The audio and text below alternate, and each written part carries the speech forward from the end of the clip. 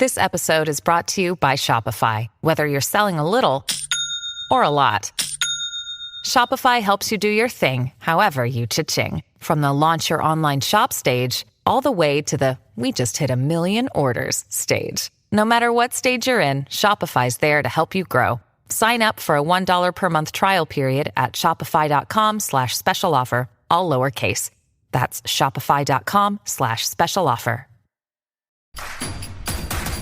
Introducing Royal Caribbean's newest ship, Icon of the Seas, the ultimate family vacation. The ultimate 6 slides, 8 neighborhoods, 0 compromise vacation.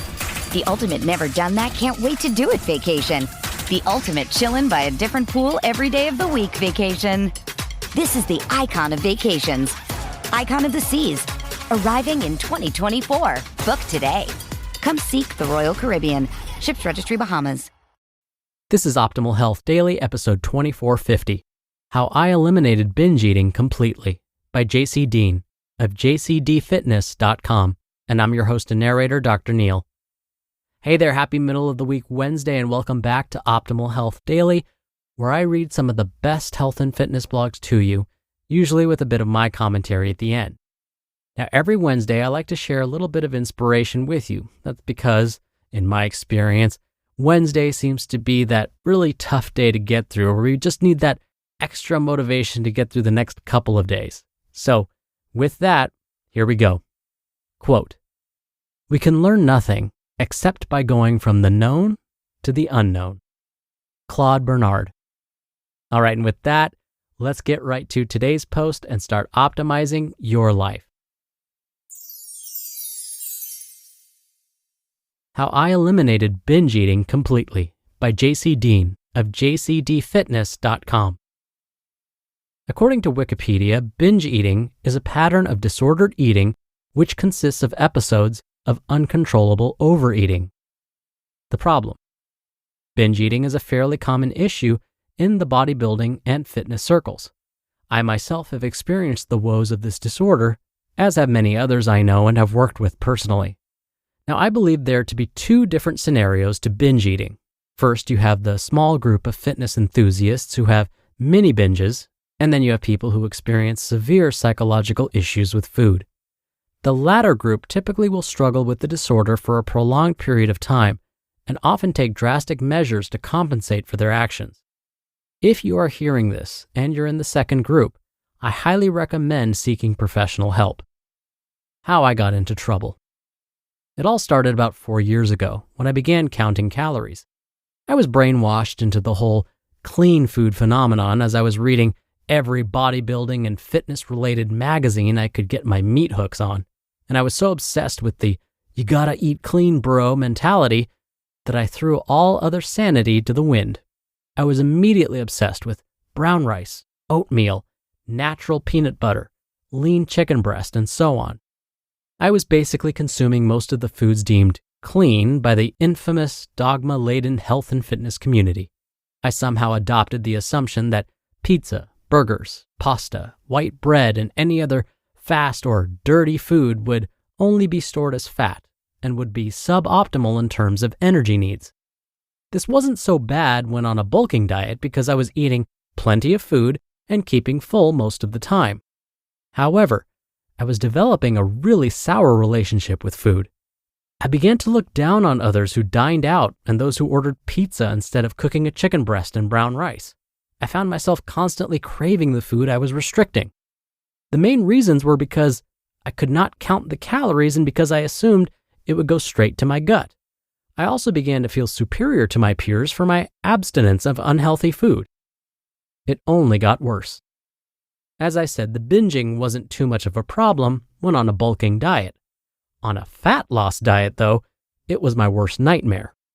While I found myself severely restricting my intake, I decided to allow 1 cheat meal per week. This was an absolute disaster. I would eat clean all week long and end up almost completely reversing my previous week's efforts on Sunday. It would start with a breakfast of lots and lots of bacon, eggs, and hash browns soaked in grease. Then for lunch, I would pig out on whatever was around, maybe some peanut butter and jelly, cookies, or whatever I could find that was dirty. Then for dinner, it was usually a race to see how sick I could make myself. I would eat an entire pizza, then I would top it off with ice cream, brownies, cookies, and anything else sugary I could get my paws on.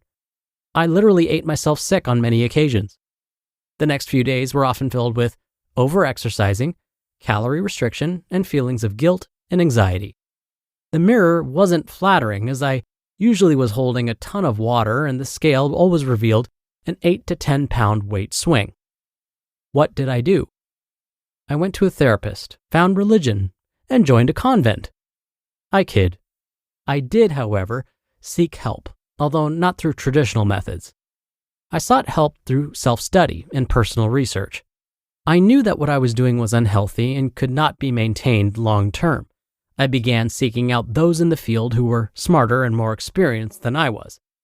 I looked to Lyle McDonald for the science behind nutrition and macro composition. Everything I could read about science-based nutrition, I read. I soon found that, in theory, a calorie is just a calorie. If calories can be controlled, it doesn't make an iota of difference as to what effects they will have on body composition. When I say calories, I'm more so referring to energy calories, such as carbohydrates and fat.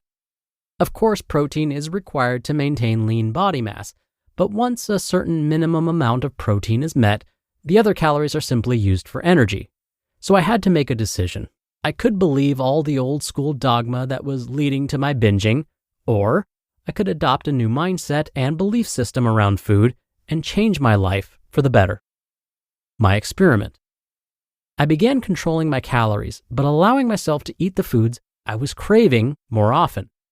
For instance, instead of a boring chicken breast and brown rice, I had a few slices of pizza and then a protein shake to meet my protein requirements. For breakfast, I would eat the same amount of carbs in the form of sugary cereal as opposed to plain oatmeal.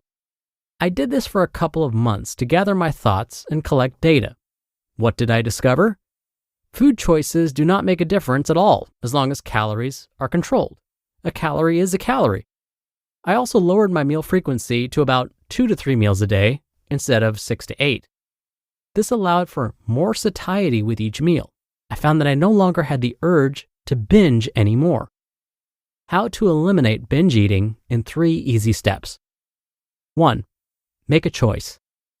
Decide you want to stop this behavior and make a plan to do so. Decide the route you're going to take. Plan your work and work your plan. Do not give up if you fail at first. You will not conquer this habit overnight. 2. Experiment. Try new approaches until you find something that works for you. Manipulate your energy macros. If carbs tend to make you ravenous, switch to a lower carb diet and eat more protein or fat since both are known to be more satiating. If you like to pig out on fatty foods, switch to a higher carb diet with most of the energy coming from fruits and veggies. Try different strategies until one sticks. And 3, seek accountability. Make sure others know what you are doing and what your goals are. Tell your friends that you're committing to this. Ask them to check up on you every so often. Write in a journal daily or start a blog to document your progress. Many have started weight loss blogs for nothing else but accountability. If all else fails, get help. There is no shame in asking for help. You just listened to the post titled, How I Eliminated Binge Eating Completely by Deen of JCDfitness.com, and I'll be right back with my commentary. We're driven by the search for better. When it comes to hiring, the best way to search for a candidate isn't to search at all. Don't search, match with Indeed.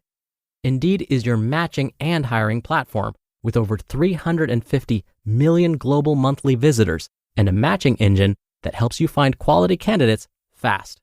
Ditch the busy work. Use Indeed for scheduling, screening, and messaging. 93% of employers agree Indeed delivers the highest quality matches compared to other job sites. One of the things I love about Indeed is that it filters out incompatible applicants. So when you're hiring, the process is much faster, and you only have to consider applicants that are already likely to be a great fit.